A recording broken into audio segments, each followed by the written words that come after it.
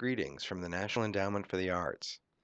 If you are listening to this webinar, then it's likely you applied to the NEA to support a project that may affect a historic resource. This short webinar will help you understand the requirements all federal agencies must address in order to avoid harming historic properties.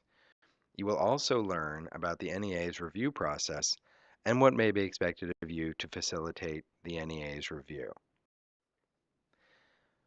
First, we'll briefly discuss the National Historic Preservation Act. Congress passed the NHPA in 1966 to preserve the history and culture of the nation. It established the federal government's policy on historic preservation, and it established a national preservation program. It obligates the federal government to assist and cooperate with state and local governments, Indian tribes, Native Hawaiian organizations, and both public and private entities to encourage preservation. The Act acknowledges that identifying historic properties and encouraging their preservation will improve the planning and execution of federal projects. Among other goals, it requires federal agencies to take into account the effects of their actions on historic properties. Broadly, the policy objective is to integrate historic preservation into the function of all federal agencies by fostering conditions where modern society and historic resources exist in productive harmony, providing leadership, administering resources in a spirit of stewardship, contributing to the preservation of non-federal properties, and encouraging public and private preservation. To incorporate the broad policy goals of the National Historic Preservation Act into federal agency missions, Section 106 of the Act establishes a review process to ensure that historic properties are considered in government planning. It is through this process that federal agencies like the NEA take into account the effects of their actions on historic properties. In following this process, federal agencies often find ways to both accomplish their goals and also to preserve or avoid harm to historic properties. Though the Section 106 review process does not guarantee preservation of historic properties, preservation is often the outcome. Section 106 review applies only to federal undertakings. An undertaking is defined as any project, program, or activity funded in whole or in part under direct or indirect jurisdiction of a federal agency, including those that are carried out by a federal agency, carried out with federal financial assistance, and those requiring a federal permit, license, or approval. NEA grants are undertakings that require a Section 106 review. Though the Section 106 review process takes place on a project-by-project basis, federal agencies may adopt procedures to streamline project review. The NEA has established such procedures in a programmatic agreement with the Advisory Council on Historic Preservation and the National Conference of State Historic Preservation Officers. The NEA's review process relies on information provided by grantees. So how will you know if your grant requires review to take into account effects to historic properties? If the NEA determines that your application activities might affect historic properties, you'll be asked to fill out the NEA's National Historic Preservation Act questionnaire. This is the first step in the process. This will occur once you have been notified that your application has been recommended for funding, and you should ensure that the project activities addressed in the questionnaire are consistent with the activities addressed in your new project budget. With the information you provide, NEA staff will conduct the review and determine if there are potential impacts to historic properties. You will be notified once the NEA's National Historic Preservation Act review is complete. If you are recommended for a grant that might affect historic properties, you will be asked to answer questions regarding potential impacts that your place-based project may have on a building, landscape, site, bridge, object, or other element that may have historical significance. Some of the common project types that garner a preservation review are A project involving or occurring near a district, site, building, landscape, structure, or object that is 50 years old or older, or properties that are eligible for listing in or listed in the National Register of Historic Places. The commissioning and installation of temporary or permanent outdoor furnishings, such as benches or market structures, or art, such as sculpture or a mural. An arts festival in a park.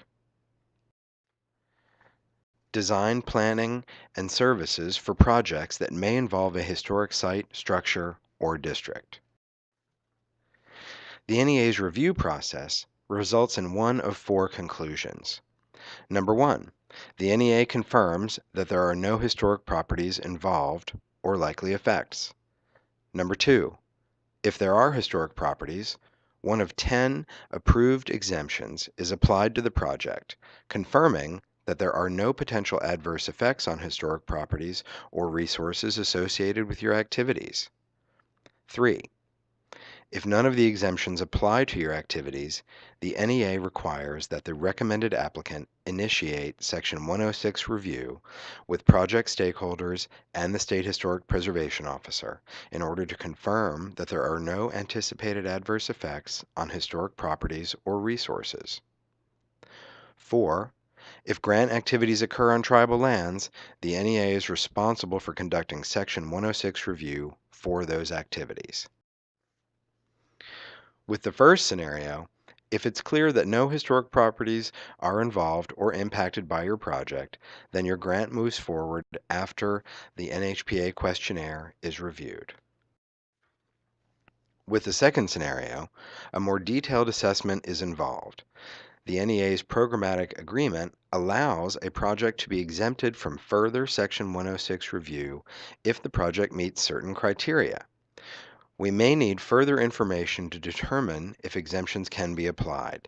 In this case, the NEA's Historic Preservation Officer or your discipline specialist will contact you.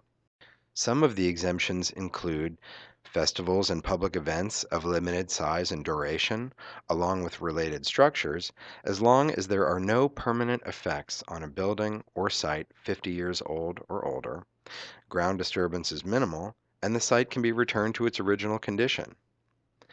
Temporary public art, as long as it is 100% reversible and does not damage or necessitate the installation of hardware on a building or site 50 years old or older. And design and planning projects that do not go beyond the planning, study, research, or competition phase. More details about the exemptions can be provided during the review process. If we determine that exemptions cannot be applied to your project, then we will ask you to begin the Section 106 review process, working with relevant project stakeholders and the State Historic Preservation Office. With this scenario, there may be delays starting your proposed project or accessing the recommended NEA funds until any questions or concerns about historic resources are resolved. The approved exemptions may not be used to review activities planned to occur on tribal lands. Because consultation with Indian tribes must recognize the government-to-government relationship between the federal government and Indian tribes, the NEA will conduct Section 106 review for activities planned to occur on tribal lands. Section 106 review for these activities may require longer periods of time. Also, if an Indian tribe or Native Hawaiian organization might attach religious or cultural significance to historic properties touched by activities, please provide this information so that we can evaluate the review needs. The first step in the preservation review process is to complete the questionnaire with the greatest amount of information you can. The questions will address the physical address, area, or block where your project takes place, including building age and National Register of Historic Places status. A short assessment of the potential adverse effects, including clarification on how or if your project activities require altering or changing a historic property.